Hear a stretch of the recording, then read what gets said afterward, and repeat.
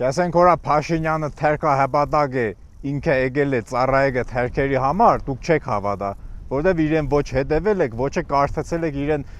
ասածները, կերազները 2000 թվականներից ու այդուց է առաջ։ Օրինակ որ ինքը ասել էր որ մեր կառնի տաճարի վերաբերյալ որ հայերը ունեն մի հատ հռոմեական հավաբուն, մի հատ է ռագատկի քար, իննագադի ունենալ քարահունջի մեր աստղադիդարանը։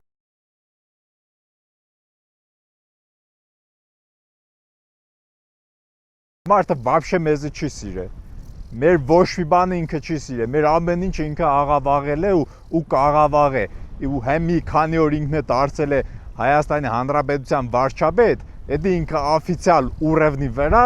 հիմքից Հայաստանը քանդում է։ Ինքը չի սիրել նաև Արցախը շուտվանից։ Ինքնայոր եկավ ազգային ժողովից ասա որ յանի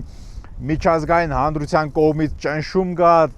այդ նշաձողի բան կա, իջեցում կա Ղարաբաղի հարցում, դա սաղ սուտ մուտիլովկա բաներ է, ինքը Ղարաբաղ Արցախը երբեք չի սիրել, առաջներում էլ միշտ ասել որ դա մեր համար գլխացավանք է, պետք է ազատվի, գուսես բաներ։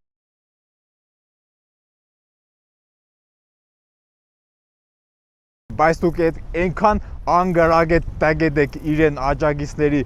մեծամասնությունը որ ոչ կարդացել եք, ոչ հետևել եք, ոչ կուզեք հետևեք, ոչ լսեք այն մարդկանց, ով որ ձեզի ճիշտ է ֆակտերով կասե։ Դուք բացի վիրավորական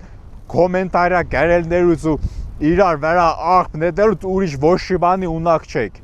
Դուք այդ ձևի մարդիկ եք։ Ձեզի ֆակտերով, փաստերով ձեր փերեն աշկը կողեն, դուք էլի չեք հավատա, դուք էլի կշարունակեք հավատալ ձեր Փաշինյանին, որովհետև դուք այն ձևի եք զոմբիացել, որ ձեր հետ արդեն անհնար է ուրիշ ձևով ինչ որ բան բացատրել։ Այդ մարդը ձեզի ինչ ասե, դուք